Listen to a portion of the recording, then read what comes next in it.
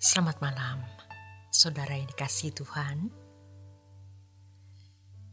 Malam hari ini kembali renungan malam, menemani malam Anda bersama keluarga dengan tema Berjaga-jaga dari Pendeta Dr. Erastus Sabdono bersama saya, Yohana Ibrahim. Menyadari bahwa kita hidup di dunia yang semakin jahat dan tidak menentu, akan membangkitkan sikap berjaga-jaga yang benar. Tapi bagaimana kita harus berjaga-jaga dalam hidup? Langkah-langkah apa sebagai sikap berjaga-jaga itu sebenarnya? Langkah pertama, kita harus menyadari bahwa kita ini hidup di dunia yang sudah rusak, sudah jatuh. Jadi jangan mengharapkan kebahagiaan dari dunia ini. Walau demikian, kita masih bisa menikmati sukacita dan kebahagiaan di dalam Tuhan. Dengan apapun, kita bisa merasa bahagia dan cukup. Memang ini bukan hal yang mudah.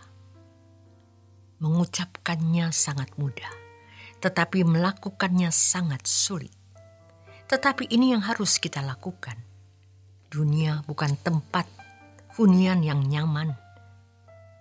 Dalam hidup ini yang kita tunggu hanya pertama, persoalan, pasti ada masalah. Yang kedua, menyadari adanya sakit penyakit. Pasti ada sakit penyakit. Dan saat ini banyak di antara kita yang dalam keadaan yang cemas, susah. Karena orang yang kita kasihi sakit atau kita sendiri yang sakit.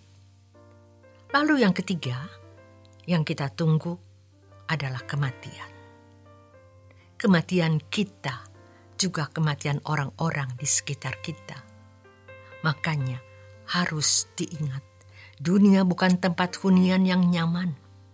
Kita hidup di dunia yang sudah jatuh. Oleh sebab itu, kita harus mempersiapkan diri untuk hidup di kehidupan yang Allah telah sediakan di langit baru, bumi baru. Untuk itu kita harus hidup benar, benar-benar suci, benar-benar tidak bercacat, benar-benar tidak bercela. Ironis, banyak orang yang sibuk dengan kehidupan duniawinya. Sementara di lingkungan gereja, para teolog sibuk menalar Allah dalam doktrin dan teologi. Bukan salah, tetapi hal utama dalam hidup sampai tidak diutamakan yaitu kesucian hidup. Menyedihkan. Para pendeta sibuk dengan pelayanan. Bagaimana mengembangkan sayap gerejanya dan menegakkan pelayanannya. Di dalamnya banyak agenda pribadi yang terselubung dan mereka diliciki oleh dirinya sendiri. Mereka menganggap itu pelayanan, pengabdian kepada Tuhan, tetapi sejatinya itu adalah nafkah, harga diri, prestis hidup mereka, bahkan bisa juga uang. Selanjutnya, mereka akan terjebak dalam urusan-urusan organisasi yang penuh intrik dengan berbagai intrik politik di dalam organisasi.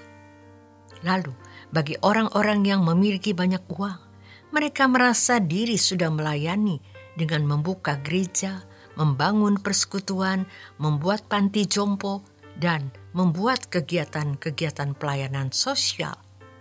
Bukan tidak boleh, itu agung, mulia.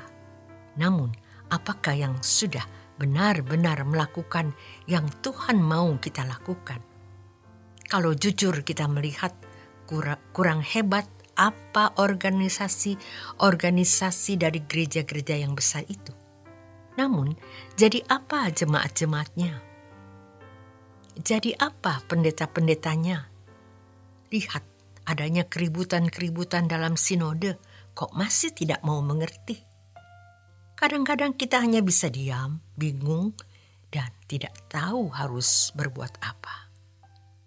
Bagi kita yang mau hidup suci, rasanya sudah setengah mati berjuang untuk dapat berkeadaan berkenan di hadapan Allah.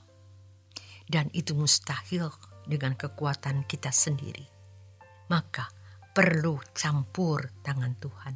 Namun dari pihak manusia, kita harus sungguh-sungguh maksimal berusaha untuk hidup suci. Karena dunia ini bukan tempat kita yang nyaman. Allah menyediakan dunia yang akan datang. Dan sekarang adalah saatnya bagi kita untuk bersiap-siap agar layak menjadi anggota-anggota keluarga kerajaan surga. Harus benar-benar hidup tidak bercacat, tidak bercela. Di atas semuanya, kita berjalan dengan Allah dan menikmati damai sejahtera Allah di tengah-tengah segala keadaan. Nanti tiba waktunya di mana masalah datang, usaha berat, bahkan sampai bangkrut, sakit, lalu satu persatu orang yang kita kasihi meninggal dunia. Hidup ini hanya begitu saja. Namun, jika kita menghayati bahwa dunia memang bukan tempat kita untuk menikmati kebahagiaan, kita harus mengerti bahwa kebahagiaan kita hanya ada di dalam Tuhan. Dan kita mempercayai bahwa kehidupan yang sesungguhnya adalah Allah sediakan.